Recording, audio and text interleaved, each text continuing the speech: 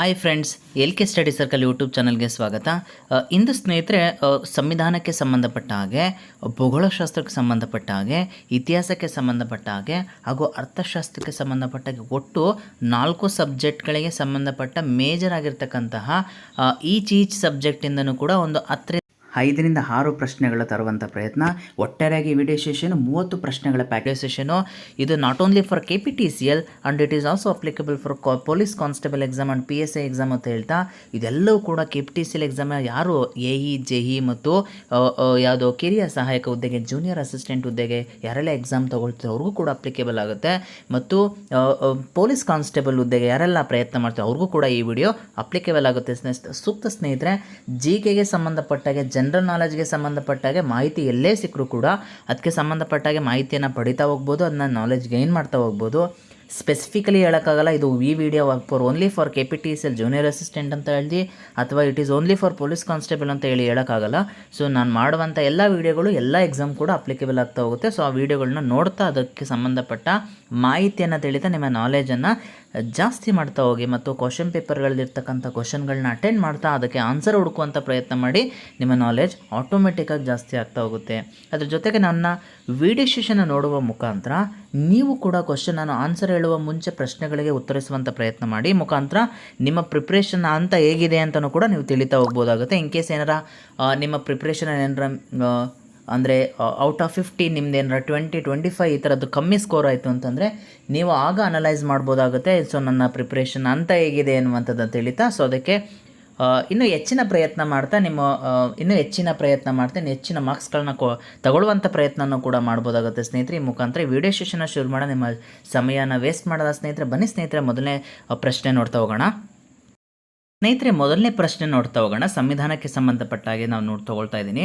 ಭಾರತದ ಒಟ್ಟು ಕೇಂದ್ರಾಡಳಿತ ಪ್ರದೇಶಗಳ ಸಂಖ್ಯೆ ಎನ್ನುವಂಥದ್ದು ಪ್ರಶ್ನೆ. ಅದಕ್ಕೆ ಆಪ್ಷನ್ಸ್ ಬಂದ್ಬಿಟ್ಟು 8, 6, 5, 9 ಅನ್ನುವಂತಿದೆ. ಸೊ ಭಾರತದ ಒಟ್ಟು ಕೇಂದ್ರಾಡಳಿತ ಪ್ರದೇಶಗಳ ಸಂಖ್ಯೆ ಪ್ರಸ್ತುತವಾಗಿರ್ತಕ್ಕಂಥದ್ದು 2020 ಜನವರಿ 26ರಿಂದ 8 ಅಂತ ಅನ್ನುವಂಥದ್ದಾಗುತ್ತೆ ಸ್ನೇಹಿತರೆ. ಯಾವ್ಯಾವುದಪ್ಪ ಕೇಂದ್ರಾಡಳಿತ ಪ್ರದೇಶಗಳು ಅಂತ ಕೇಳಿದಾಗ, ದೆಹಲಿ, ಪುದುಚೇರಿ, ದಿಯು ದಮನ್, ದಾದ್ರಾ ನಗರ್ ಹವೇಲಿ ಸೇರಿಕೊಂಡು ಅದು ಒಂದಾಗಿದೆ. ಚಂಡೀಗಢ, ಲಕ್ಷದ್ವೀಪ, ಅಂಡಮಾನ್ ಮತ್ತು ನಿಕೋಬಾರ್, ಜಮ್ಮು ಕಾಶ್ಮೀರ ಮತ್ತು ಲಡಾಖ್ ಅನ್ನುವಂಥದ್ದಾಗುತ್ತೆ. ಸೊ ಒಟ್ಟಾರೆಯಾಗಿ ನಮಗೆ ಕೇಂದ್ರಾಡಳಿತ ಪ್ರದೇಶಗಳ ಸಂಖ್ಯೆ ಎನ್ನುವಂಥದ್ದು 8 ಆಗುತ್ತೆ. ಅದರಲ್ಲೂ ಕೂಡ ವಿಸ್ತೀರ್ಣಕ್ಕೆ ಸಂಬಂಧಪಟ್ಟ ಹಾಗೆ, ಅದರಲ್ಲೂ ಕೂಡ ಜನಸಂಖ್ಯೆಗೆ ಸಂಬಂಧಪಟ್ಟ ಹಾಗೆ ಹೆಚ್ಚಿನ ಪ್ರಶ್ನೆಗಳನ್ನು ಕೂಡ ಎಕ್ಸ್ಪೆಕ್ಟ್ ಮಾಡ್ಬೋದಾಗುತ್ತೆ ಸ್ನೇಹಿತರೆ. ಕೇಂದ್ರಾಡಳಿತ ಪ್ರದೇಶಕ್ಕೆ ಸಂಬಂಧಪಟ್ಟಾಗೆ ವಿಸ್ತೀರ್ಣದಲ್ಲಿ ಅತಿ ದೊಡ್ಡ ಕೇಂದ್ರಾಡಳಿತ ಪ್ರದೇಶ ಯಾವುದಪ್ಪ ಅಂತಲೂ ಕೂಡ ಕೇಳ್ಬೋದು. ಸೊ ಅದು ವಿಸ್ತೀರ್ಣಕ್ಕೆ ಸಂಬಂಧಪಟ್ಟಾಗೆ ಅತಿ ದೊಡ್ಡ ಕೇಂದ್ರಾಡಳಿತ ಪ್ರದೇಶ ಅಂತಂದರೆ ಲಡಾಖ್ ಅನ್ನುವಂಥದ್ದಾಗುತ್ತೆ. ಅತಿ ಚಿಕ್ಕ ಕೇಂದ್ರಾಡಳಿತ ಪ್ರದೇಶ ಅಂತಂದರೆ ಲಕ್ಷದ್ವೀಪ ಆಗುತ್ತೆ. ಇನ್ನು ಜನಸಂಖ್ಯೆಗೆ ಅನುಗುಣವಾಗಿ ಅತಿ ದೊಡ್ಡ ಕೇಂದ್ರಾಡಳಿತ ಪ್ರದೇಶ ಯಾವುದು ಅಂತ ಕೇಳಿದಾಗ, ಅತಿ ದೊಡ್ಡ ಕೇಂದ್ರಾಡಳಿತ ಪ್ರದೇಶ ಆಸ್ ಪರ್ 2011ರ ಜನಗಣತಿಯ ಪ್ರಕಾರ ದೆಹಲಿ ಅನ್ನುವಂಥದ್ದಾಗುತ್ತೆ. ಜನಸಂಖ್ಯೆಯ ವಿಚಾರದಲ್ಲಿ ನೋಡಿದಾಗ ಅತಿ ಚಿಕ್ಕ ಕೇಂದ್ರಾಡಳಿತ ಪ್ರದೇಶ ಜನಸಂಖ್ಯೆಯ ವಿಷಯಕ್ಕೆ ಬಂದಾಗ ಲಕ್ಷದ್ವೀಪ ಅನ್ನುವಂಥದ್ದಾಗುತ್ತೆ ಸ್ನೇಹಿತರೆ. ಸೊ ಒಟ್ಟಾರೆಯಾಗಿ 28 ರಾಜ್ಯಗಳು, 8 ಕೇಂದ್ರಾಡಳಿತ ಪ್ರದೇಶಗಳನ್ನ ನೋಡ್ಬೋದಾಗುತ್ತೆ ಸ್ನೇಹಿತರೆ ನಮ್ಮ ದೇಶಕ್ಕೆ ಸಂಬಂಧಪಟ್ಟ ಹಾಗೆ. ಮತ್ತು ಕೇಂದ್ರಾಡಳಿತ ಪ್ರದೇಶಗಳಿಗೆ ಸಂಬಂಧಪಟ್ಟಾಗ ಅದರ ರಾಜಧಾನಿಯನ್ನು ಕೂಡ ನಾವು ತಿಳಿತಾ ಹೋಗಬೇಕಾಗುತ್ತೆ. ಅದನ್ನು ಕೂಡ ಕ್ವಶನ್ಸನ್ನು ಎಕ್ಸ್ಪೆಕ್ಟ್ ಮಾಡ್ಬೋದಾಗುತ್ತೆ ಎಕ್ಸಾಮ್ ಪಾಯಿಂಟ್ ಆಫ್ ವ್ಯೂಯಿಂದ ಅನ್ನುವಂಥದ್ದು. ಸೊ ನಾವು ಒಂದು ಪ್ರಶ್ನೆಯನ್ನು ತೊಗೊಳ್ತಾ ಅದಕ್ಕೆ ಸಂಬಂಧಪಟ್ಟಾಗೆ ಉತ್ತರಗಳ ಜೊತೆಗೆ ಹಿನ್ನೆಲೆಯನ್ನು ಕೂಡ ಕೊಡುವಂಥ ಪ್ರಯತ್ನ ಮಾಡ್ತೀನಿ.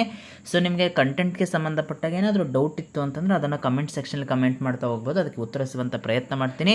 ಇನ್ನೇನಾದರೂ ಮಾಡ್ಯುಲೇಷನ್ ಬೇಕಾ ನಾನು ವಿಡಿಯೋ ಸೆಷನಿಂದ ಅನ್ನುವಂಥದ್ದನ್ನ ಡೈರೆಕ್ಟಾಗಿ ಹೇಳಿ ಸ್ನೇಹಿತರೆ, ಅದರಲ್ಲಿ ಯಾವುದೇ ರೀತಿಯ ಮುಚ್ಚುಮರೆ ಇಲ್ಲ.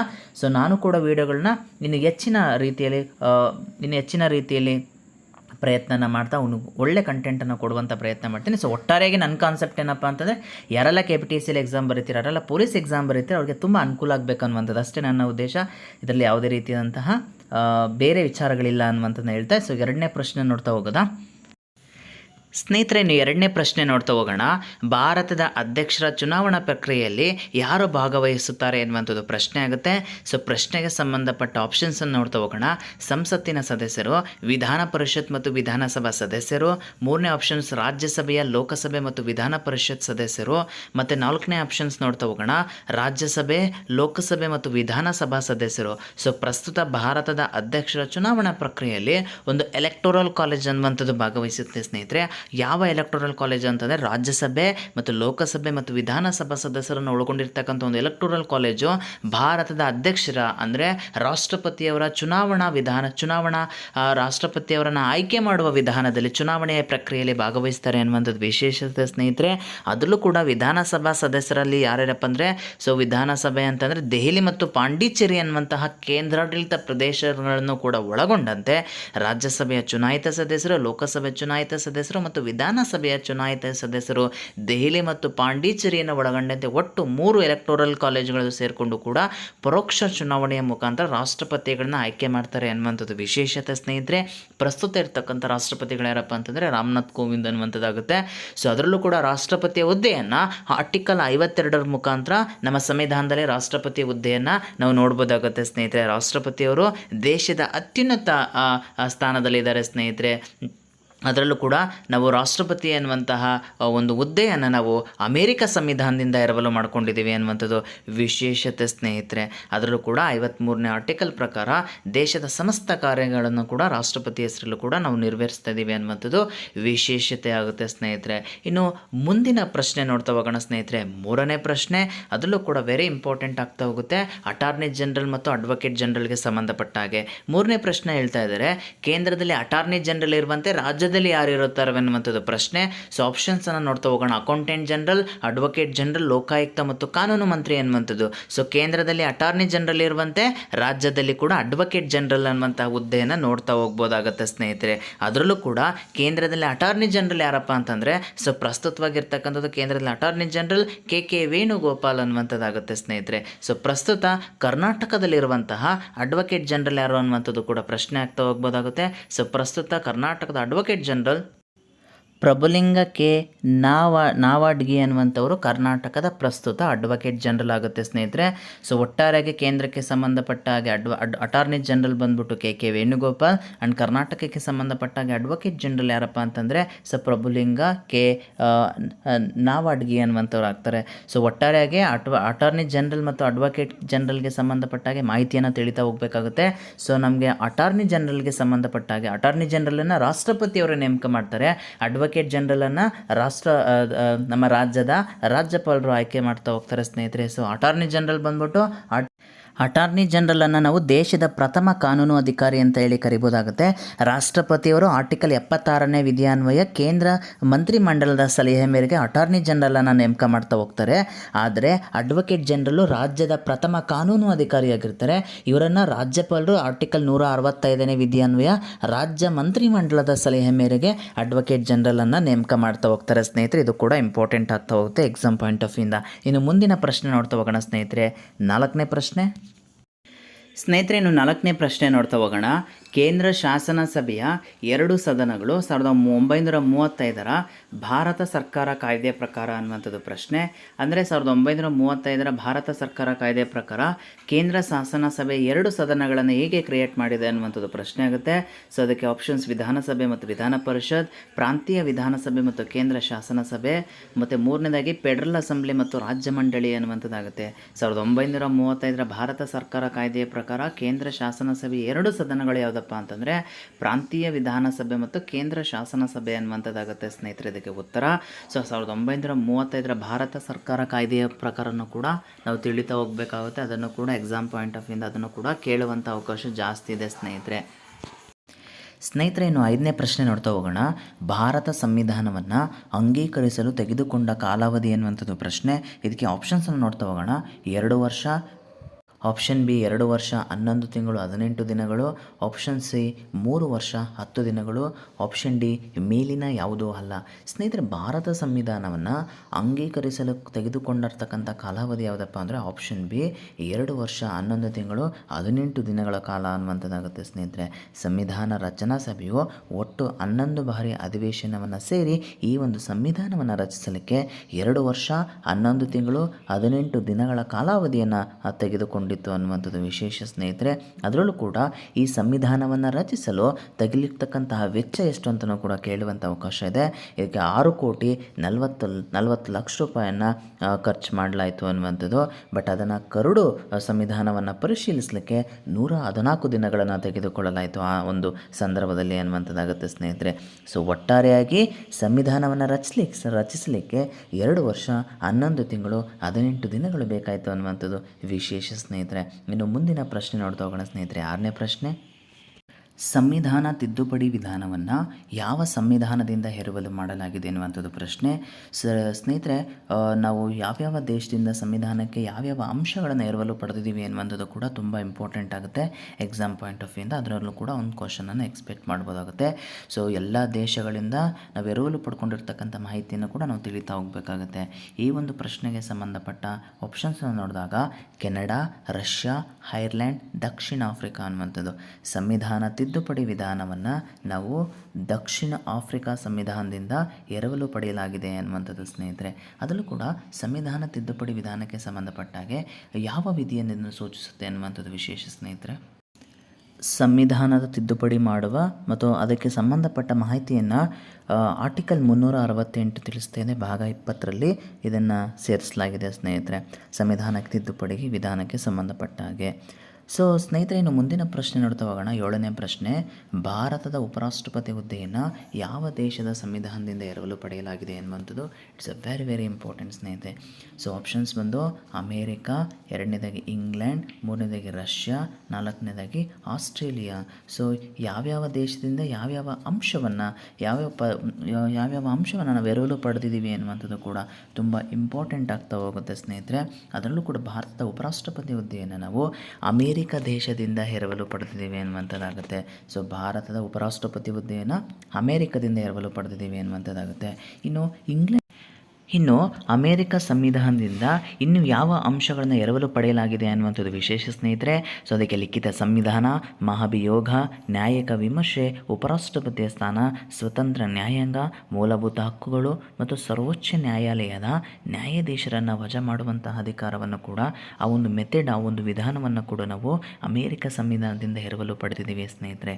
ಇನ್ನು ಬ್ರಿಟನ್ ಸಂವಿಧಾನದಿಂದ ಯಾವ್ಯಾವ ಅಂಶಗಳನ್ನು ಎರವಲು ಪಡೆದಿದ್ದೀವಿ ಅಂತಂದರೆ ಸಂಸದೀಯ ಸರ್ಕಾರ ಪದ್ಧತಿ, ಏಕ ಪೌರತ್ವ, ಸಭಾಧ್ಯಕ್ಷರ ಸ್ಥಾನ, ರಿಟ್ ಅಧಿಕಾರ, ನಾಗರಿಕ ಸೇವೆಗಳು ಮತ್ತು ಶಾಸನ ರಚಿಸುವ ವಿಧಾನ, ರಾಜ್ಯಸಭೆಗಿಂತ ಲೋಕಸಭೆಗೆ ಹೆಚ್ಚಿನ ಅಧಿಕಾರ. ಈ ಎಲ್ಲ ಅಂಶಗಳನ್ನು ಕೂಡ ನಾವು ಬ್ರಿಟನ್ ಸಂವಿಧಾನದಿಂದ ಎರವಲು ಪಡ್ಕೊಂಡಿದ್ದೀವಿ ಎನ್ನುವಂಥದ್ದಾಗುತ್ತೆ. ಇನ್ನು ರಷ್ಯಾ ಸಂವಿಧಾನದಿಂದ ಯಾವ ಅಂಶ ಅಂತ ಕೇಳಿದಾಗ ವೆರಿ ಇಂಪಾರ್ಟೆಂಟ್, ಮೂಲಭೂತ ಕರ್ತವ್ಯಗಳನ್ನು ನಾವು ರಷ್ಯಾ ಸಂವಿಧಾನದಿಂದ ಎರವಲು ಪಡ್ಕೊಂಡಿದ್ದೀವಿ ಅನ್ನುವಂಥದ್ದಾಗುತ್ತೆ ಸ್ನೇಹಿತರೆ. ಇನ್ನು ಕೊನೆಯದಾಗಿ ಆಸ್ಟ್ರೇಲಿಯಾ ಸಂವಿಧಾನದಿಂದ ನಾವು ಸಮವರ್ತಿ ಪಟ್ಟಿಯನ್ನು ಮತ್ತು ಸಂಸತ್ ಸದಸ್ಯರಿಗೆ ಮತ್ತು ಶಾಸಕರಿಗೆ ಇರುವಂತಹ ಸೌಲಭ್ಯಗಳನ್ನು ನಾವು ಆಸ್ಟ್ರೇಲಿಯಾ ಸಂವಿಧಾನದಿಂದ ಎರವಲು ಪಡೆದಿದ್ದೀವಿ ಅನ್ನುವಂಥದ್ದಾಗುತ್ತೆ. ಇಷ್ಟು ವಿವಿಧ ದೇಶಗಳಿಂದ ಎರವಲು ಪಡೆದಿರ್ತಕ್ಕಂಥ ಮಾಹಿತಿ ಆಗುತ್ತೆ ಸ್ನೇಹಿತರೆ. ಇನ್ನು ಮುಂದಿನ ಪ್ರಶ್ನೆ ನೋಡ್ತಾ ಹೋಗೋಣ ಸ್ನೇಹಿತರೆ. ಇನ್ನು 8ನೇ ಪ್ರಶ್ನೆ ನೋಡ್ತಾ ಹೋಗೋಣ. ನಮ್ಮ ಸಂವಿಧಾನದ 2ನೇ ಭಾಗದ 5ರಿಂದ 11ನೇ ಅನುಸೂಚಿಗಳು ಯಾವುದಕ್ಕೆ ಸಂಬಂಧಿಸಿದೆ ಅನ್ನುವಂಥದ್ದು ಪ್ರಶ್ನೆ. ಇದಕ್ಕೆ ಸಂಬಂಧಪಟ್ಟ ಆಪ್ಷನ್ಸ್: ಮೂಲಭೂತ ಹಕ್ಕುಗಳು, ನಾಗರಿಕತ್ವಕ್ಕೆ ಸಂಬಂಧಿಸಿದ ಮೂಲಭೂತ ಕರ್ತವ್ಯಗಳು, ಸಂವಿಧಾನ ತಿದ್ದುಪಡಿಯ ವಿಧಾನ. ಸ್ನೇಹಿತರೆ, ಸಂವಿಧಾನಕ್ಕೆ ಸಂಬಂಧಪಟ್ಟ ಹಾಗೆ 2ನೇ ಭಾಗದಲ್ಲಿ 5ರಿಂದ 11ನೇ ಆರ್ಟಿಕಲ್ಸ್ ಯಾವುದಕ್ಕೆ ಸಂಬಂಧಪಟ್ಟಿದೆ ಅಂತಂದರೆ ನಾಗರಿಕತ್ವಕ್ಕೆ ಸಂಬಂಧಪಟ್ಟಿದೆ ಅನ್ನುವಂಥದ್ದಾಗುತ್ತೆ. ಅಂದರೆ ಪೌರತ್ವಕ್ಕೆ ಸಂಬಂಧಪಟ್ಟಿದೆ ಅನ್ನುವಂಥದ್ದಾಗುತ್ತೆ ಸ್ನೇಹಿತರೆ. ಅದರಲ್ಲೂ ಕೂಡ 1955ರಲ್ಲಿ ನಾಗರಿಕತ್ವ ಕಾಯ್ದೆಯನ್ನು ಜಾರಿಗೆ ತಗೊಂಬರಲಾಯಿತು. ಅದಕ್ಕೆ ಸಂಬಂಧಪಟ್ಟ ಹಾಗೆ ಹುಟ್ಟಿನಿಂದ, ರಕ್ತ ಸಂಬಂಧದ ಮೂಲಕ, ನೋಂದಣಿ ಮೂಲಕ, ಅರ್ಜಿ ಮೂಲಕ, ಪ್ರದೇಶಗಳ ಸೇರ್ಪಡೆ ಮೂಲಕ ಪೌರತ್ವವನ್ನು ಪಡೆಯುವಂಥ ಅವಕಾಶವನ್ನು ನಮ್ಮ ಸಂವಿಧಾನ ಕಲ್ಪಿಸಿಕೊಟ್ಟಿದೆ 1955ರ ನಾಗರಿಕತ್ವ ಕಾಯ್ದೆ ಮುಖಾಂತರ ಅನ್ನುವಂಥದ್ದಾಗುತ್ತೆ ಸ್ನೇಹಿತರೆ. ಸೊ ಈ ಅಂಶಗಳನ್ನು ಕೂಡ ನಾವು ತಿಳಿತಾ ಹೋಗಬೇಕಾಗುತ್ತೆ ಸಂವಿಧಾನಕ್ಕೆ ಸಂಬಂಧಪಟ್ಟ ಹಾಗೆ. ಇನ್ನು ಮುಂದಿನ ಪ್ರಶ್ನೆ ನೋಡ್ತಾ ಹೋಗೋಣ ಸ್ನೇಹಿತರೆ. 9ನೇ ಪ್ರಶ್ನೆ, ಸಂವಿಧಾನ ರಚನಾ ಸಭೆಯಲ್ಲಿ ಮೂಲಭೂತ ಹಕ್ಕುಗಳ ಸಲಹಾ ಸಮಿತಿಯ ಅಧ್ಯಕ್ಷರು ಯಾರು ಅನ್ನುವಂಥದ್ದು ಪ್ರಶ್ನೆ. Very important. ಇದಕ್ಕೆ ಸಂಬಂಧಪಟ್ಟ option: Sardar Vallabhbhai Patel, doctor Rajendra Prasad, doctor BR Ambedkar, JB Kripalani. ಸಂವಿಧಾನ ರಚನಾ ಸಭೆಯಲ್ಲಿ ಮೂಲಭೂತ ಹಕ್ಕುಗಳ ಸಲಹಾ ಸಮಿತಿಯ ಅಧ್ಯಕ್ಷರು as we know that Sardar Vallabhbhai Patel ರಾಗ್ತಾರೆ ಸ್ನೇಹಿತರೆ. ಆದರೆ ಇನ್ನು ಮಿಕ್ಕಿರ್ತಕ್ಕಂಥ ಆಪ್ಷನ್ಸ್ಗಳಲ್ಲಿ ಡಾಕ್ಟರ್ ರಾಜೇಂದ್ರ ಪ್ರಸಾದ್ ಅವರ ಒಂದು ಯಾವ ಒಂದು ವಿಭಾಗದ ಅಧ್ಯಕ್ಷತೆಯನ್ನು ವಹಿಸಿದರು ಅಂತಂದರೆ ಡಾಕ್ಟರ್ ರಾಜೇಂದ್ರ ಪ್ರಸಾದ್ ಅವರು ನಿಯಮಾವಳಿ ಸಮಿತಿ ಅಥವಾ ಚಾಲನಾ ಸಮಿತಿ ಅಧ್ಯಕ್ಷತೆಯನ್ನು ಅವರು ವಹಿಸಿದರು ಅನ್ನುವಂಥದ್ದಾಗುತ್ತೆ. ಇನ್ನು ಡಾಕ್ಟರ್ ಬಿ ಆರ್ ಅಂಬೇಡ್ಕರ್ ಅವರು ನಮಗೆಲ್ಲ ಗೊತ್ತಿರೋ ಹಾಗೆ ಕರಡು ಸಮಿತಿ ಅಧ್ಯಕ್ಷತೆಯನ್ನು ವಹಿಸಿದರು. ಇನ್ನು ಜೆ ಬಿ ಕೃಪಲಾನಿ ಅವರು ಸಂವಿಧಾನ ರಚನಾ ಸಮಿತಿಯ ಉಪಸಮಿತಿ ಅಧ್ಯಕ್ಷತೆಯನ್ನು, ಮೂಲಭೂತ ಹಕ್ಕುಗಳ ಉಪಸಮಿತಿ ಅಧ್ಯಕ್ಷತೆಯನ್ನು ಅವರು ವಹಿಸಿದರು ಅನ್ನುವಂಥದ್ದಾಗುತ್ತೆ ಸ್ನೇಹಿತರೆ. ಸೊ ಒಟ್ಟಾರೆಯಾಗಿ ಸಂವಿಧಾನಕ್ಕೆ ಸಂಬಂಧಪಟ್ಟ ಸಮಿತಿಗಳ ಅಧ್ಯಕ್ಷರು ಯಾರ್ಯಾರು ವಹಿಸಿದ್ರು ಅನ್ನುವಂಥದ್ದು ಕೂಡ ಇಂಪಾರ್ಟೆಂಟ್ ಆಗ್ತಾ ಹೋಗುತ್ತೆ ಎಕ್ಸಾಮಲ್ಲಿ. ಅದ್ರ ಬಗ್ಗೆನೂ ಕೂಡ ನಾವು ತಿಳಿತಾ ಹೋಗಬೇಕಾಗತ್ತೆ ಸ್ನೇಹಿತರೆ. ಇನ್ನು ಮುಂದಿನ ಪ್ರಶ್ನೆ ನೋಡ್ತಾ ಹೋಗೋಣ ಸ್ನೇಹಿತರೆ. 10ನೇ ಪ್ರಶ್ನೆ, ಇಸ್ರೋದ ಕೇಂದ್ರ ಕಚೇರಿ ಎಲ್ಲಿದೆ ಅನ್ನುವಂಥದ್ದು ಪ್ರಶ್ನೆ ಆಗುತ್ತೆ. ಇಸ್ರೋದ ಕೇಂದ್ರ ಕಚೇರಿ ಎಲ್ಲಿದೆ ಅನ್ನುವಂಥದ್ದು ಪ್ರಶ್ನೆ. ಸೊ ಬೆಂಗಳೂರು, ನವದೆಹಲಿ, ಕೋಲ್ಕತ್ತಾ, ಹೈದರಾಬಾದ್. ಇಸ್ರೋದ ಪ್ರಸ್ತುತ ಕೇಂದ್ರ ಕಚೇರಿ ಇರ್ತಕ್ಕಂಥದ್ದು ಕರ್ನಾಟಕದ ಬೆಂಗಳೂರಿನಲ್ಲಿ ಅನ್ನುವಂಥದ್ದು ವಿಶೇಷ ಸ್ನೇಹಿತರೆ. ಅದರಲ್ಲೂ ಕೂಡ ಇಸ್ರೋಗೆ ಸಂಬಂಧಪಟ್ಟಾಗೆ Indian space research organisation full ಫಾರ್ಮ್ನ ಕೇಳ್ಬೋದಾಗುತ್ತೆ. ಇದು 1962ರಿಂದ ಇದರ ಕಾರ್ಯ ಪ್ರಾರಂಭ ಆಗಿದೆ ಅನ್ನುವಂಥದ್ದಾಗುತ್ತೆ. ಅದರಲ್ಲೂ ಕೂಡ ಇಸ್ರೋಗೆ ಸಂಬಂಧಪಟ್ಟಾಗೆ ಪ್ರಸ್ತುತವಾಗಿ ಕರೆಂಟ್ ಅಫೇರ್ಸ್ ರಿಲೇಟೆಡ್ ಆಗಿ ಇದರ ಚೇರ್ಮನ್ ಯಾರು ಅಂತ ಕೇಳ್ಬೋದಾಗುತ್ತೆ. ಪ್ರಸ್ತುತ ಇರ್ತಕ್ಕಂಥದ್ದು ಸೋಮನಾಥ್ ಅನ್ನುವಂಥದ್ದನ್ನು ತಿಳಿತಾ ಹೋಗಬೇಕಾಗುತ್ತೆ ಸ್ನೇಹಿತರೆ. ಸೊ ಇಷ್ಟು ಇಸ್ರೋಗೆ ಸಂಬಂಧಪಟ್ಟ ಮಾಹಿತಿನ. ಮುಂದಿನ ಪ್ರಶ್ನೆ ನೋಡ್ತಾ ಹೋಗೋಣ. 11ನೇ ಪ್ರಶ್ನೆ, ಸೀಬಾರ್ಡ್ ನೌಕಾನೆಲೆ ಎಲ್ಲಿದೆ ಅನ್ನುವಂಥದ್ದು ಪ್ರಶ್ನೆ. ಕೊಚ್ಚಿ, ವಿಶಾಖಪಟ್ಟಣ, ಕಾರವಾರ, ಉಡುಪಿ ಎನ್ನುವಂಥದ್ದಾಗುತ್ತೆ. ಸೊ ಪ್ರಸ್ತುತ ಸೀಬಾರ್ಡ್ ನೌಕಾನೆಲೆ ಇರ್ತಕ್ಕಂಥದ್ದು ಕಾರವಾರ ಅಂತ ಹೇಳ್ಬೋದಾಗುತ್ತೆ ಸ್ನೇಹಿತರೆ. ಸೊ ಇದ್ರ ಬಗ್ಗೆನೂ ಕೂಡ ನಾವು ತಿಳಿತಾ ಹೋಗಬೇಕು. ಜಿಯೋಗ್ರಫಿಗೆ ಸಂಬಂಧಪಟ್ಟಾಗೆ ಕ್ವಶನ್ಸನ್ನು ಎಕ್ಸ್ಪೆಕ್ಟ್ ಮಾಡ್ಬೋದಾಗುತ್ತೆ. ಇನ್ನು 12ನೇ ಪ್ರಶ್ನೆ ನೋಡ್ತಾ ಹೋಗೋಣ. ಭಾರತದ ರಕ್ಷಣಾ ಪಡೆಯ ಮಹಾದಂಡನಾಯಕ ಯಾರು ಅನ್ನುವಂಥದ್ದು ಪ್ರಶ್ನೆ. Very very important. ಈ ಥರದ ಪ್ರಶ್ನೆಗಳನ್ನ ಪೊಲೀಸ್ ಕಾನ್ಸ್ಟೇಬಲ್ ಮತ್ತು KPTCL ಜೂನಿಯರ್ ಅಸಿಸ್ಟೆಂಟ್ ಎಕ್ಸಾಮಲ್ಲಿ ಕೂಡ ನಾವು ನೋಡ್ಬೋದಾಗುತ್ತೆ ಸ್ನೇಹಿತರೆ. ವೆರಿ ವೆರಿ ಇಂಪಾರ್ಟೆಂಟ್ ಆಗುತ್ತೆ. ಇದಕ್ಕೆ ಸಂಬಂಧಪಟ್ಟ ಆಪ್ಷನ್ಸ್ ನೋಡಿದಾಗ ರಾಷ್ಟ್ರಪತಿಗಳು, ಪ್ರಧಾನಮಂತ್ರಿ, ಸೇನಾ ಮುಖ್ಯಸ್ಥರು, ರಕ್ಷಣಾ ಮಂತ್ರಿ ಅನ್ನುವಂಥದ್ದು. ಇನ್ನು ಭಾರತದ ರಕ್ಷಣಾ ಪಡೆಯ ಮಹಾದಂಡನಾಯಕರಾಗಿರ್ತಕ್ಕಂಥದ್ದು ಯಾರಪ್ಪ ಅಂತಂದರೆ, ಆ್ಯಸ್ ವಿ ನೋ ದಟ್ ಭಾರತದ ಅಧ್ಯಕ್ಷರು ಅಥವಾ ರಾಷ್ಟ್ರಪತಿಗಳು ಅಂತ ಕರಿಬೋದಾಗುತ್ತೆ. ಸೊ ಅವರು 3 ರಕ್ಷಣಾ ಪಡೆಯ ಮಹಾದಂಡನಾಯಕರಾಗಿರ್ತಾರೆ. ಸೊ ನೌಕಾದಳ ಇರ್ಬೋದು, ಮತ್ತು ವಾಯುದಳ ಇರ್ಬೋದು, ಭೂಸೇನೆಗೆ ಸಂಬಂಧಪಟ್ಟಾಗೆ ಸೊ 3 ವಿಭಾಗದ ಮಹಾಪಡೆಯ ಮಹಾದಂಡನಾಯಕರಾಗಿ ಯಾರಾಗಿರ್ತಾರಪ್ಪ ಅಂತಂದರೆ ರಾಷ್ಟ್ರಪತಿಗಳು. ಸೊ ಪ್ರಸ್ತುತ ಇರ್ತಕ್ಕಂಥದ್ದು ಯಾರಪ್ಪ ರಾಷ್ಟ್ರಪತಿಗಳು ಅಂತಂದರೆ ರಾಮನಾಥ್ ಕೋವಿಂದ್ ಅನ್ನುವಂಥದ್ದು. ಪ್ರಧಾನಮಂತ್ರಿಗಳು ನರೇಂದ್ರ ಮೋದಿ ಅವರಿದ್ದಾರೆ. ಇನ್ನು ಸೇನಾ ಮುಖ್ಯಸ್ಥರು ಯಾರಪ್ಪ ಅಂತಂದರೆ, ಸೇನಾ ಮುಖ್ಯಸ್ಥರು ಇರ್ತಕ್ಕಂಥದ್ದು ಪ್ರಸ್ತುತ ಮನೋಜ್ ಮುಕುಂದ್ ನಾರವಾನೆ ಅಂತ ಹೇಳ್ಬೋದು. ಸೊ ಒಟ್ಟಾರೆಯಾಗಿ ನಾವು ಈ ರೀತಿಯಾಗಿರ್ತಕ್ಕಂಥ ಆಪ್ಷನ್ಸ್ಗಳಿಗೆ ಸಂಬಂಧಪಟ್ಟಾಗ ಕರೆಂಟ್ ಅಫೇರ್ಸನ್ನು ಕೂಡ ಅಪ್ಡೇಟ್ ಮಾಡ್ತಾ ಹೋಗಬೇಕಾಗುತ್ತೆ ಸ್ನೇಹಿತರೆ. ಇನ್ನು ಮುಂದಿನ ಪ್ರಶ್ನೆ ನೋಡ್ತಾ ಹೋಗೋಣ ಸ್ನೇಹಿತರೆ. ಇನ್ನು 13ನೇ ಪ್ರಶ್ನೆ ನೋಡ್ತಾ ಹೋಗೋಣ. ಭಾರತದ ನೌಕಾಪಡೆಯ ಮುಖ್ಯಸ್ಥರನ್ನು ಏನೆಂದು ಕರೆಯುತ್ತಾರೆ ಎನ್ನುವಂಥದ್ದು ಪ್ರಶ್ನೆ. ಆಪ್ಷನ್ಸ್ ಅಡ್ಮಿರಲ್, ಎರಡನೇದಾಗಿ ಜನರಲ್, ಏರ್ ಚೀಫ್ ಮಾರ್ಷಲ್, ಮೇಲಿನ ಯಾವುದೂ ಅಲ್ಲ. ಭಾರತದ ನೌಕಾ ಮುಖ್ಯಸ್ಥರನ್ನು ಏನೆಂದು ಕರೀತಾರೆ ಅನ್ನುವಂಥದ್ದು ಪ್ರಶ್ನೆ. ಸೊ ಈ ಥರದ ಪ್ರಶ್ನೆಗಳನ್ನು ಎಕ್ಸ್ಪೆಕ್ಟ್ ಮಾಡ್ಬೋದಾಗುತ್ತೆ ಸ್ನೇಹಿತರೆ. ಕಾನ್ಸ್ಟೇಬಲ್ ಹುದ್ದೆಗೆ ಸಂಬಂಧಪಟ್ಟಾಗೆ ಮತ್ತು KPTCL ಜೂನಿಯರ್ ಅಸಿಸ್ಟೆಂಟ್ ಹುದ್ದೆಗೆ ಸಂಬಂಧಪಟ್ಟಾಗೆ. ಬಟ್ ಸಿಂಪಲ್ ಅನಿಸ್ತಾ ಹೋಗುತ್ತೆ, ಬಟ್ ಬೇಸಿಕ್ಕಾಗಿ ತಿಳ್ಕೊಂಡಿರಲೇಬೇಕಾಗುತ್ತೆ ಎಲ್ಲರೂ ಈ ವಿಷಯವನ್ನು ಸ್ನೇಹಿತರೆ. ಸೊ ನೌಕಾಪಡೆಯ ಮುಖ್ಯಸ್ಥರನ್ನು ನಾವೇನಂತ ಕರಿತೀವಿ, ಅಡ್ಮಿರಲ್ ಅಂತ ಕರಿತೀವಿ. ಸೊ ಭೂಸೇನೆಯ ಮುಖ್ಯಸ್ಥರನ್ನು ನಾವು ಜನರಲ್ ಅಂತ ಹೇಳಿ ಕರಿತೀವಿ. ಅದೇ ರೀತಿ ವಾಯುದಳದ ಅಥವಾ ವಾಯುಪಡೆಯ ಮುಖ್ಯಸ್ಥರನ್ನು ಏರ್ ಚೀಫ್ ಮಾರ್ಷಲ್ ಅಂತ ಹೇಳಿ ಕರಿತಾ ಹೋಗ್ತೀವಿ ಸ್ನೇಹಿತರೆ. ಅದ್ರ ಜೊತೆಗೆ ಈ 3 ಮಹಾಪಡೆಯ ಚೀಫ್ ಡಿಫೆನ್ಸ್ ಸ್ಟಾಫ್ CDS ಅಂತೇಳಿ ಹೊಸ ಹುದ್ದೆಯನ್ನು ಸೃಷ್ಟಿ ಮಾಡಲಾಗಿದೆ. ಸೊ CDS ಏನಾಗಿರ್ತಾರಪ್ಪ ಅಂತಂದರೆ ಈ 3 ಮಹಾಪಡೆಯ ಇನ್ಚಾರ್ಜ್ ಆಗಿ ಅವರು ಕೆಲಸವನ್ನು ನಿರ್ವಹಿಸ್ತಾ ಇರ್ತಾರೆ. ಸೊ ಪ್ರಸ್ತುತ ಅಡ್ಮಿರಲ್ ಆಗಿರ್ತಕ್ಕಂಥದ್ದು ಯಾರಪ್ಪ ಅಂತಂದರೆ, ಸೊ ನೌಕಾದಳದ ಮುಖ್ಯಸ್ಥರಾಗಿರ್ತಾರೆ ಹರಿಕುಮಾರ್ ಅವರು ಅಂತಕ್ಕಂಥದ್ದು. ಇನ್ನು ಜನರಲ್ ಆಗಿ ಭೂಸೇನೆಯ ಮುಖ್ಯಸ್ಥರಾಗಿ ಕೆಲಸ ಮಾಡ್ತಕ್ಕಂಥದ್ದು ಮನೋಜ್ ಮುಕುಂದ್ ನಾರವಾನೆ ಅನ್ನುವಂಥದ್ದಾಗುತ್ತೆ. ಇನ್ನು ಏರ್ ಚೀಫ್ ಮಾರ್ಷಲ್ ಯಾರಪ್ಪ ಅಂತಂದರೆ ವಿವೇಕ್ ರಾಮ್ ಚೌಧರಿ ಅನ್ನುವಂಥದ್ದಾಗಿದೆ. ಇದು ಕರೆಂಟ್ ಅಫೇರ್ಸ್ಗೆ ರಿಲೇಟೆಡ್ ಆಗಿ ನಾವು ತಿಳ್ಕೊಳ್ಳೇಬೇಕಾಗಿರ್ತಕ್ಕಂಥ ವಿಷಯ ಸ್ನೇಹಿತರೆ. ಅದ್ರ ಜೊತೆಗೆ CDS chief of defence staff ಪ್ರಸ್ತುತ ಯಾರಿರ್ತಕ್ಕಂಥದ್ದು ಅವರು ಕೂಡ ಮನೋಜ್ ಮುಕುಂದ್ ನಾರವಾನೆ ಅಂತಕ್ಕಂಥವ್ರಿಗೆ ಅಡಿಷನಲ್ ಇನ್ಚಾರ್ಜ್ ಆಗಿ ಕೊಡಲಾಗಿದೆ ಅನ್ನುವಂಥದ್ದು ವಿಶೇಷ ಸ್ನೇಹಿತರೆ. ಸೊ ಒಟ್ಟಾರೆಯಾಗಿ ನಾವು ರಕ್ಷಣಾ ಪಡೆಗೆ ಸಂಬಂಧಪಟ್ಟಾಗೆ 3 ಮಹಾಪಡೆಯ ಇನ್ಚಾರ್ಜ್ಗಳ ಬಗ್ಗೆ ನಾವು ತಿಳಿತಾ ಹೋಗ್ತೀವಿ ಕರೆಂಟ್ ಅಫೇರ್ಸ್ಗೆ ರಿಲೇಟೆಡ್ ಆಗಿ. ಮತ್ತು ಅದಕ್ಕೆ ಸಂಬಂಧಪಟ್ಟ ಆ ಒಂದು ಪಡೆಗೆ ಸಂಬಂಧಪಟ್ಟ ಆಲ್ಟರ್ನೇಟಿವ್ ನೇಮ್ಸ್ ಏನು ಅನ್ನುವಂಥದ್ದನ್ನು ಕೂಡ ಕೇಳ್ತಾ ಹೋಗ್ತಾರೆ. ಅದನ್ನು ಕೂಡ ನಾವು ತಿಳ್ಕೊಂಡಿದ್ದೀವಿ ಸ್ನೇಹಿತರೆ. ಇನ್ನು ಮುಂದಿನ ಪ್ರಶ್ನೆ ನೋಡ್ತಾ ಹೋಗೋಣ ಸ್ನೇಹಿತರೆ. ಇನ್ನು 14ನೇ ಪ್ರಶ್ನೆ ನೋಡ್ತಾ ಹೋಗೋಣ. ಭಾರತದ ಯಾವ ರಾಜ್ಯ ಹೆಚ್ಚು ಸಾಕ್ಷರತೆಯನ್ನು ಹೊಂದಿದೆ ಎನ್ನುವಂಥದ್ದು ಪ್ರಶ್ನೆ. ಇದಕ್ಕೆ ಸಂಬಂಧಪಟ್ಟ ಆಪ್ಷನ್ಸ್ನ ನೋಡ್ತಾ ಹೋಗೋಣ. ಕೇರಳ, ಮಹಾರಾಷ್ಟ್ರ, ಕರ್ನಾಟಕ, ಗುಜರಾತ್. ಸ್ನೇಹಿತರೆ ನಮ್ಮ ಭಾರತ ದೇಶದಕ್ಕೆ ಸಂಬಂಧಪಟ್ಟ ಹಾಗೆ 2011ರ ಜನಗಣತಿಯ ಪ್ರಕಾರ ನಮ್ಮ ದೇಶದಲ್ಲಿ ಅತಿ ಹೆಚ್ಚು ಸಾಕ್ಷರತೆಯನ್ನು ಹೊಂದಿರತಕ್ಕಂಥ ರಾಜ್ಯ ಯಾವುದಪ್ಪ ಅಂದರೆ ಕೇರಳ ಅನ್ನುವಂಥದ್ದಾಗುತ್ತೆ ಸ್ನೇಹಿತರೆ. ಅದೇ ರೀತಿ ಅತಿ ಕಡಿಮೆ ಲಿಟ್ರಸಿ ರೇಟ್ ಅಥವಾ ಸಾಕ್ಷರತೆಯನ್ನು ಕಡಿಮೆ ಹೊಂದಿರತಕ್ಕಂಥ ರಾಜ್ಯ ಯಾವುದಪ್ಪ ಅಂತಂದರೆ ಬಿಹಾರ ಅನ್ನುವಂಥದ್ದಾಗುತ್ತೆ ಸ್ನೇಹಿತರೆ.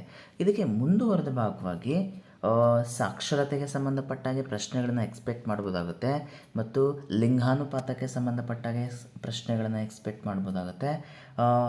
ಅದರಿಂದ ಅದನ್ನು ಕೂಡ ಆ ಒಂದು ಪ್ರಶ್ನೆಯನ್ನು ಕೂಡ ಈ ಒಂದು ವಿಭಾಗದಲ್ಲಿ ಕವರ್ ಮಾಡ್ತಾ ಹೋಗೋಣ, ಯಾಕಂದರೆ ಪ್ರಶ್ನೆಗಳನ್ನು ಕೂಡ ಎಕ್ಸ್ಪೆಕ್ಟ್ ಮಾಡ್ಬೋದಾಗುತ್ತೆ. ಸೊ ಅದೇ ರೀತಿ ಕೇಂದ್ರಾಡಳಿತ ಪ್ರದೇಶಕ್ಕೆ ಸಂಬಂಧಪಟ್ಟಾಗೆ ಅತಿ ಹೆಚ್ಚು ಸಾಕ್ಷರತೆಯನ್ನು ಹೊಂದಿರತಕ್ಕಂಥ ಕೇಂದ್ರಾಡಳಿತ ಪ್ರದೇಶ ಅಂದರೆ ಲಕ್ಷದ್ವೀಪ, ಅತಿ ಕಡಿಮೆ ಸಾಕ್ಷರತೆ ಅಂತಂದರೆ ಕೇಳಿದಾಗ ಜಮ್ಮು ಕಾಶ್ಮೀರ ಆಗ್ತದೆ. ಅದೇ ರೀತಿ ಲಿಂಗಾನುಪಾತ ವಿಷಯಕ್ಕೆ ಬಂದಾಗ ಅತಿ ಹೆಚ್ಚು ಲಿಂಗಾನುಪಾತವನ್ನು ಹೊಂದಿರತಕ್ಕಂತಹ ರಾಜ್ಯ ಯಾವುದಪ್ಪ ಅಂತಂದರೆ as we know that Kerala ಅನ್ನುವಂಥದ್ದಾಗುತ್ತೆ, 1086 ಸಂಖ್ಯೆಗಳನ್ನು ಹೊಂದಿಗೆ ಅನ್ನುವಂಥದ್ದು. ಇನ್ನು ಅತಿ ಕಡಿಮೆ ಲಿಂಗಾನುಪಾತನ ಹೊಂದಿರತಕ್ಕಂತಹ ರಾಜ್ಯ ಯಾವುದಪ್ಪ ಅಂದರೆ ಹರಿಯಾಣ ಅನ್ನುವಂಥದ್ದಾಗುತ್ತೆ ಸ್ನೇಹಿತರೆ. ಹೀಗೆ ಒಂದು ಪ್ರಶ್ನೆಯ ಮುಖಾಂತರ ಅದಕ್ಕೆ ಸಂಬಂಧಪಟ್ಟ ಇನ್ನಿತರ ಮಾಹಿತಿಗಳನ್ನು ತಿಳಿತಾ ಹೋದಾಗ ನಮ್ಮ ನಾಲೆಜ್ ಅನ್ನುವಂಥದ್ದು ಜಾಸ್ತಿ ಆಗ್ತಾ ಹೋಗುತ್ತೆ ಮತ್ತು ಪ್ರಶ್ನೆಗಳು ಯಾವುದೇ ರೀತಿಯಾದಂಥ ಪ್ರಶ್ನೆಗಳು ಬಂದರೂ ಕೂಡ ಎಕ್ಸಾಮಲ್ಲಿ ಆನ್ಸರ್ ಮಾಡುವಂತಹ ಕ್ಯಾಪಬಿಲಿಟಿ ನಮ್ಮಲ್ಲಿ ಬರ್ತಾ ಹೋಗುತ್ತೆ ಸ್ನೇಹಿತರೆ. ಅದರಿಂದ ಈ ವಿಡಿಯೋ ಸೆಷನ್ ಫುಲ್ ಕಂಪ್ಲೀಟಾಗಿ ನೋಡಿ ಇನ್ನು ಹೆಚ್ಚಿನ ನಾಲೆಜನ್ನು ಗೇನ್ ಮಾಡ್ಕೊಳ್ಳಿ ಅಂತ ಹೇಳ್ತಾ ಇನ್ನು ಮುಂದಿನ ಪ್ರಶ್ನೆ ನೋಡ್ತಾ ಹೋಗೋಣ ಸ್ನೇಹಿತರೆ. 15ನೇ ಪ್ರಶ್ನೆ, ತಾರಾಪುರ ಅಣು ವಿದ್ಯುತ್ ಕೇಂದ್ರ ಯಾವ ರಾಜ್ಯದಲ್ಲಿದೆ ಅನ್ನುವಂಥದ್ದು ವೆರಿ ವೆರಿ ಇಂಪಾರ್ಟೆಂಟ್ ಸ್ನೇಹಿತರೆ. ಆಪ್ಷನ್ಸ್ ಮಹಾರಾಷ್ಟ್ರ, ಗುಜರಾತ್, ಕರ್ನಾಟಕ, ಉತ್ತರ ಪ್ರದೇಶ ಅನ್ನುವಂಥದ್ದು. ಸೊ ತಾರಾಪುರ ಅಣು ವಿದ್ಯುತ್ ಕೇಂದ್ರ ಯಾವ ರಾಜ್ಯದಲ್ಲಿದೆ ಅನ್ನುವಂಥದ್ದು ಪ್ರಶ್ನೆ. ಸೊ ನಮಗೆಲ್ಲ ಗೊತ್ತಿರೋಕ್ಕೆ ತಾರಾಪುರ ಅಣು ವಿದ್ಯುತ್ ಕೇಂದ್ರ ಇರ್ತಕ್ಕಂಥದ್ದು ಮಹಾರಾಷ್ಟ್ರದಲ್ಲಿ ಅನ್ನುವಂಥದ್ದು. ಇದು ತಾರಾಪುರ ಅಣು ವಿದ್ಯುತ್ ಸ್ಥಾವರ ಅಂತ ಕೇಳಿದಾಗ ತಾರಾಪುರ ಅಣು ವಿದ್ಯುತ್ ಸ್ಥಾವರ ಇದು 1969ರಲ್ಲಿ ಇದು ಶುರುವಾಗ್ತಾ ಇದೆ ಸ್ನೇಹಿತರೆ. ತಾರಾಪುರ ಅಣು ವಿದ್ಯುತ್ ಸ್ಥಾವರ ಅನ್ನುವಂಥದ್ದು ಇದು ಮೊಟ್ಟ ಮೊದಲ ವಾಣಿಜ್ಯ ಅಣು ಸ್ಥಾವರ ಅಂತೇಳಿ ಕರಿಬೋದಾಗುತ್ತೆ ಸ್ನೇಹಿತರೆ. ಇದರ ಒಂದು ಒಟ್ಟಾರೆ ಸಾಮರ್ಥ್ಯ 1400 ಮೆಗಾವ್ಯಾಟ್ ಅನ್ನುವಂಥದ್ದಾಗುತ್ತೆ. ಅದ್ರ ಜೊತೆಗೆ ನಮಗೆ ಕೆಲವು ಎಕ್ಸಾಮಲ್ಲಿ ಮ್ಯಾಚ್ ದ ಫಾಲೋವಿಂಗ್ ಕೊಡ್ತಾ ಹೋಗ್ತಾರೆ ಈ ಒಂದು ವಿಷಯಕ್ಕೆ ಸಂಬಂಧಪಟ್ಟ ಹಾಗೆ.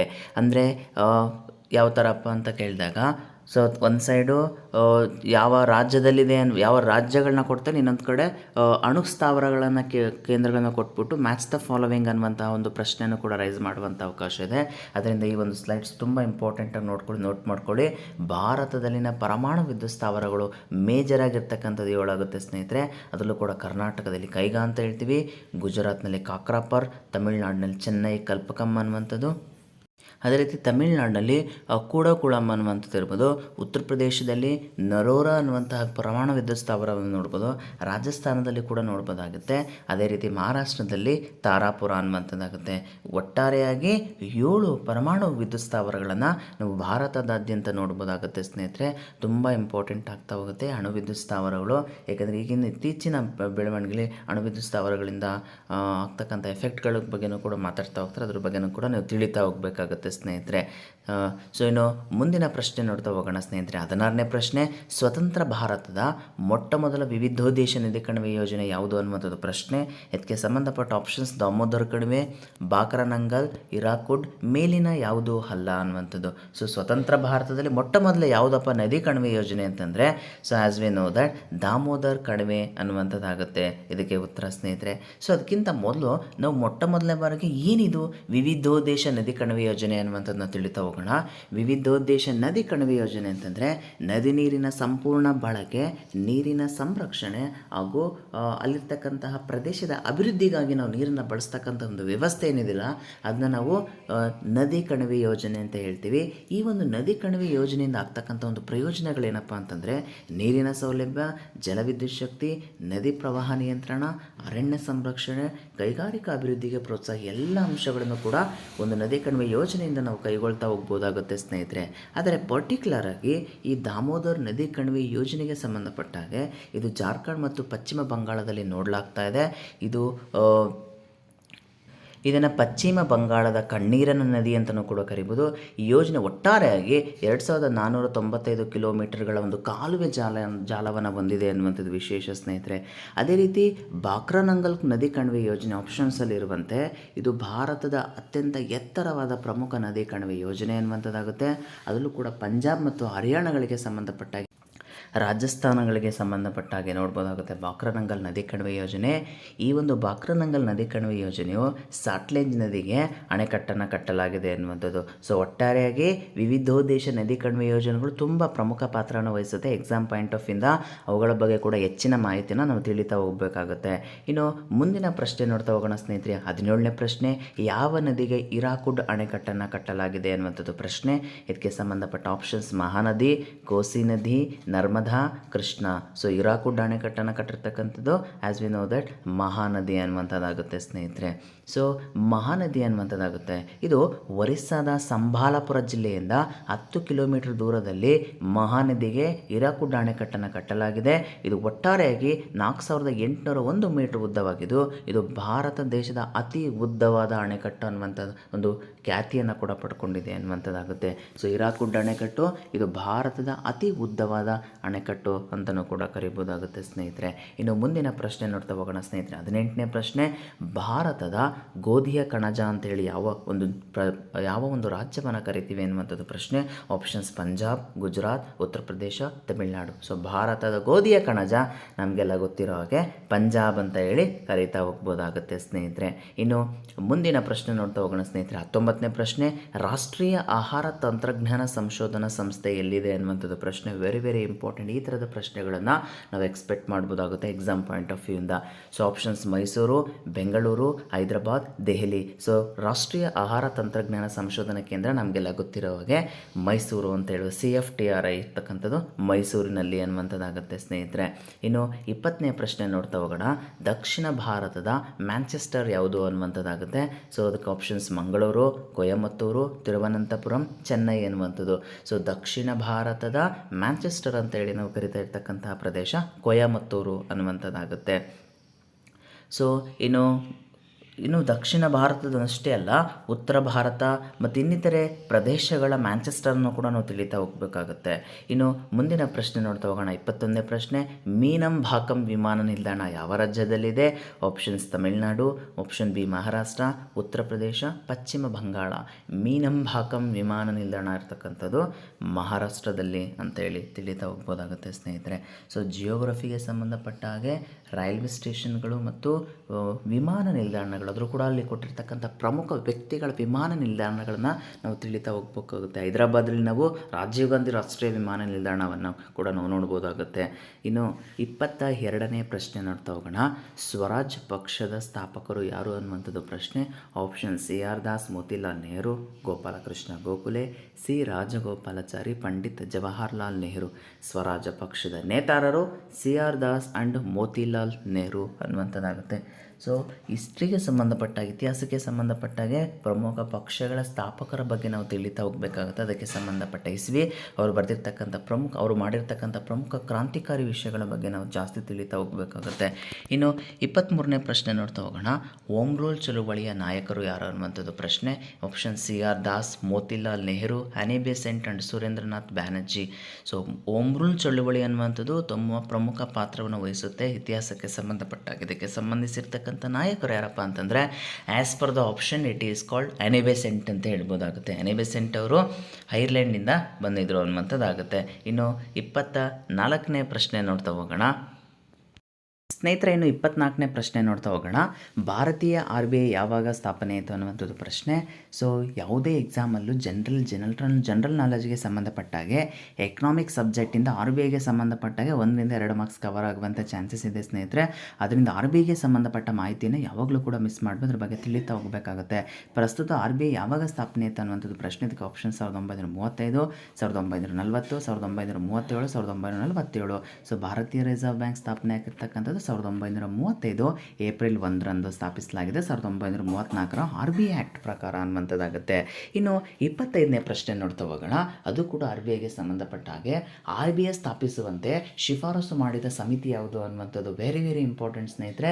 ಸಮಿತಿಗಳ ಬಗ್ಗೆ ನಾವು ತಿಳಿತಾ ಹೋಗಬೇಕಾಗುತ್ತೆ. ಯಾವ ಸಮಿತಿಯಿಂದ ಯಾವ್ಯಾವ ಬ್ಯಾಂಕ್ಗಳ ರಚನೆ ಆಯಿತು ಅನ್ನುವಂಥದ್ದನ್ನು ಕೂಡ ನಾವು ತಿಳಿತಾ ಹೋಗಬೇಕಾಗುತ್ತೆ. ಆಪ್ಷನ್ಸ್ ನರಸಿಂಹನ್ ಸಮಿತಿ, ಶಿವರಾಮ ಸಮಿತಿ, ಹಿಲ್ಟನ್ ಯಂಗ್ ಸಮಿತಿ, ಮೇಲಿನ ಯಾವುದು ಅಲ್ಲ. ಸೊ RBI ಸ್ಥಾಪಿಸುವಂತೆ ಶಿಫಾರಸು ಮಾಡಿರ್ತಕ್ಕಂಥ ಸಮಿತಿ ಸಮಿತಿ. As of no that Hilton Young ಸಮಿತಿ ಅನ್ನುವಂಥದ್ದು ಆಗ್ತಾ ಹೋಗುತ್ತೆ. ಇನ್ನು ಮುಂದಿನ ಪ್ರಶ್ನೆ ನೋಡ್ತಾ ಹೋಗೋಣ ಸ್ನೇಹಿತರೆ. ವೆರಿ ಇಂಪಾರ್ಟೆಂಟ್ ಕರೆಂಟ್ ಅಫೇರ್ಸ್ಗೆ ರಿಲೇಟೆಡ್ ಆಗಿ 26ನೇ ಪ್ರಶ್ನೆ. ಭಾರತದ ಪ್ರಸ್ತುತ ಹಣಕಾಸು ಸಚಿವರು ಯಾರು ಅನ್ನುವಂಥದ್ದು ಪ್ರಶ್ನೆ.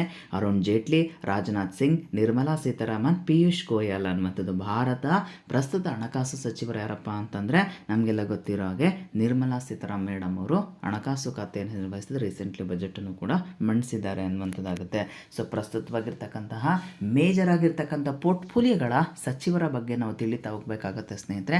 ಅದನ್ನು ಕೂಡ ಕೆಲವು ಟೈಮ್ ಈಸಿ ಕ್ವಶನ್ ಆಗಿ ಅದನ್ನು ಕೂಡ ಕ್ವಶನ್ಸ್ನ ಎಕ್ಸ್ಪೆಕ್ಟ್ ಮಾಡ್ಬೋದಾಗುತ್ತೆ. ಕಾನ್ಸ್ಟೇಬಲ್ ಮತ್ತು KPTC ಜೂನಿಯರ್ ಅಸಿಸ್ಟೆಂಟ್ ಹುದ್ದೆಗೆ ಸಂಬಂಧಪಟ್ಟ ಹಾಗೆ. ಇನ್ನು ಮುಂದಿನ ಪ್ರಶ್ನೆ ನೋಡ್ತಾ ಹೋಗೋಣ. 27ನೇ ಪ್ರಶ್ನೆ ವೆರಿ ಇಂಪಾರ್ಟೆಂಟ್, ಇತಿಹಾಸಕ್ಕೆ ಸಂಬಂಧಪಟ್ಟ ಹಾಗೆ. ಅಲ್ಲಾವುದ್ದೀನ್ ಖಿಲ್ಜಿಯ ಮೂಲ ಹೆಸರು ಯಾವುದು ಅನ್ನುವಂಥದ್ದು ಪ್ರಶ್ನೆ. ಶಹಬುದ್ದೀನ್ ಮೌದ್, ಅಲ್ಬಾಸ್ ಬೇಗ್, ಅಲಿ ಗುರ್ಷಬ್, ಅಹಮದ್ ಚಾಪ್ ಅನ್ನುವಂಥದ್ದು. ಸೊ ಅಲ್ಲಾವುದ್ದೀನ್ ಖಿಲ್ಜಿಯ ಮೂಲ ಹೆಸರು ಇರ್ತಕ್ಕಂಥದ್ದು ಅಲಿ ಗುರ್ಷಿಪ್ ಅನ್ನುವಂಥದ್ದಾಗುತ್ತೆ. ಸೊ ಅಲ್ಲಾವುದ್ದೀನ್ ಖಿಲ್ಜಿ ಈತ ಸ್ನೇಹಿತರೆ, ಅಲ್ಲಾವುದ್ದೀನ್ ಖಿಲ್ಜಿಯು ಖಿಲ್ಜಿ ಸಂತತಿಯ ಪ್ರಮುಖ ಅರಸನಾಗ್ತಾನೆ. ಅಲ್ಲಾವುದ್ದೀನ್ ಖಿಲ್ಜಿಯನ್ನು ನಾವು ಎರಡನೇ ಅಲೆಕ್ಸಾಂಡರ್ ಅಂತಲೂ ಕೂಡ ಕರಿಬೋದಾಗುತ್ತೆ. ಈತ ಮಾರುಕಟ್ಟೆ ಸುಧಾರಣಾ ಕ್ರಮಗಳನ್ನು ತಗೊಂಡ ಶಹನಾಯಿ ಮಂಡಿ ಮತ್ತು ಇನ್ನಿತರೆ ಕ್ರಮಗಳನ್ನು ಕೈಗೊಂಡಿರ್ತಕ್ಕಂಥದ್ದು ಇತಿಹಾಸದಲ್ಲಿ ತುಂಬ ಪ್ರಚಲಿತದಲ್ಲಿದೆ ಅನ್ನುವಂಥದ್ದಾಗುತ್ತೆ ಸ್ನೇಹಿತರೆ. ಅದ್ರ ಜೊತೆಗೆ ಈತ ದೆಹಲಿಯಲ್ಲಿ ಹಲೈ ದರ್ವಾಜ ಎನ್ನುವಂಥ ಬಾಗಲನ್ನು ಕೂಡ ನಿರ್ಮಿಸಿದ ಅನ್ನುವಂಥದ್ದು ಅಲ್ಲಾವುದ್ದೀನ್ ಖಿಲ್ಜಿಯ ಪ್ರಮುಖ ಮಾಹಿತಿ ಸ್ನೇಹಿತರೆ. ಇನ್ನು ಮುಂದಿನ ಪ್ರಶ್ನೆ ನೋಡ್ತಾ ಹೋಗೋಣ. 28ನೇ ಪ್ರಶ್ನೆ.